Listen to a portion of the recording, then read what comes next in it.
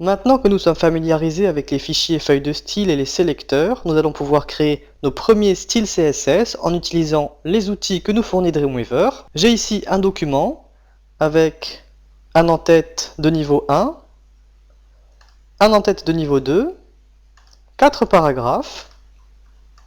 C'est un document très simple et je vais maintenant modifier les styles par défaut de ce document en ajoutant mon premier sélecteur. Pour cela, je vais dans le panneau style CSS, soit cliquer sur le petit bouton Nouvelle règle de CSS, soit aller dans le menu de la palette, sélectionner Nouveau. La fenêtre qui s'ouvre est la fenêtre de définition de nouvelles règles de CSS.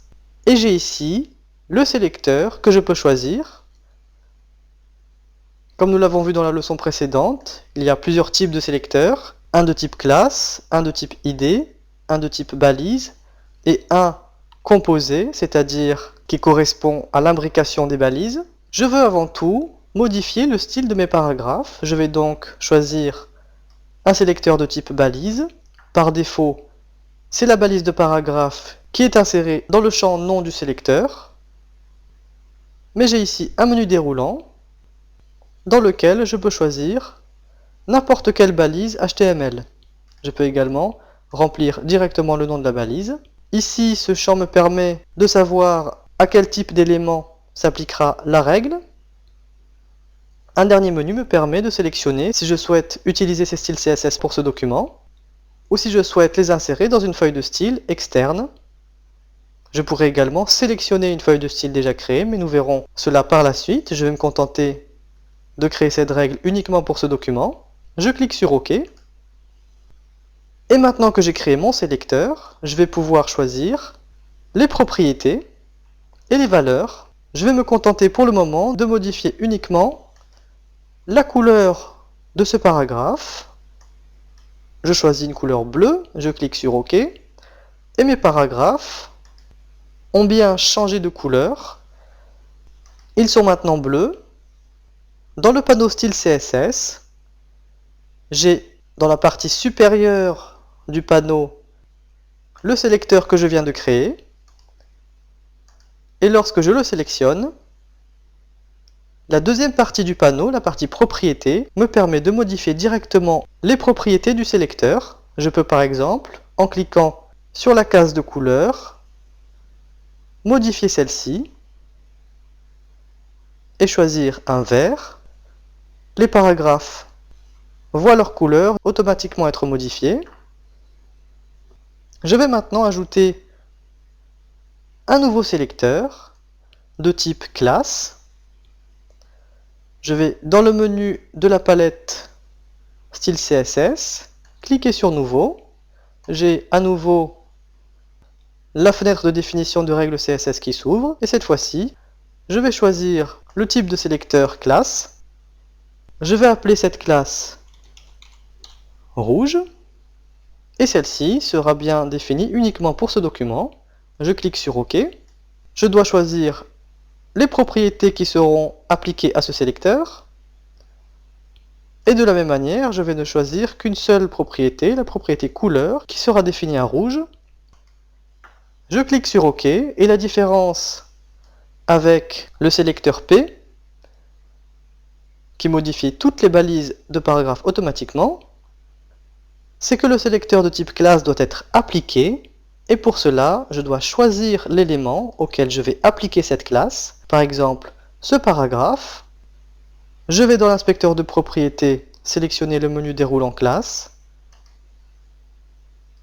Et je choisis rouge. Je peux noter que dans le sélecteur de balise, la balise P est suivie du point pour la classe et du nom de la classe. Celle-ci a bien été appliquée. Je le vois puisque mes caractères sont désormais en rouge. De la même manière, je peux sélectionner cette classe dans la partie supérieure du panneau de style CSS et modifier cette propriété dans la partie inférieure du panneau. Je vais choisir un violet. Une classe peut être appliquée à plusieurs éléments dans la page. Je peux par exemple choisir la balise H2 et aller dans le menu déroulant classe. sélectionner la classe rouge. Elle est également appliquée. Créons maintenant des styles pour le troisième type de sélecteur. C'est l'idée. Je choisis le sélecteur ici. J'entre un nom. Pied de page. Je clique sur OK. Et je vais maintenant choisir une taille de texte de 10 pixels. Le texte sera donc très petit. Je vais également choisir une couleur. Et je clique sur OK. À nouveau, comme pour la classe, je dois appliquer cette idée à un seul élément dans la page. Une fois l'élément sélectionné, je vais dans l'inspecteur de propriétés, dérouler le menu idée et je choisis pied de page. Je jette un œil au sélecteur de balise. La balise de paragraphe est suivie du signe dièse pour l'idée et du nom de l'idée que j'ai appliqué à ce paragraphe.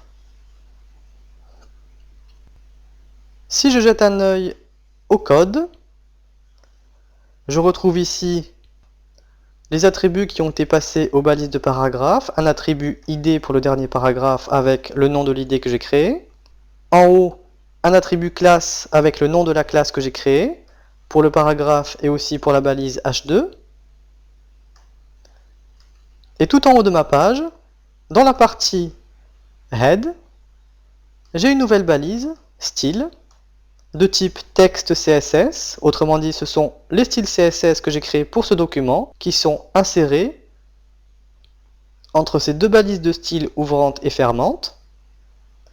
Dans ce bloc style, je retrouve les sélecteurs que j'ai créés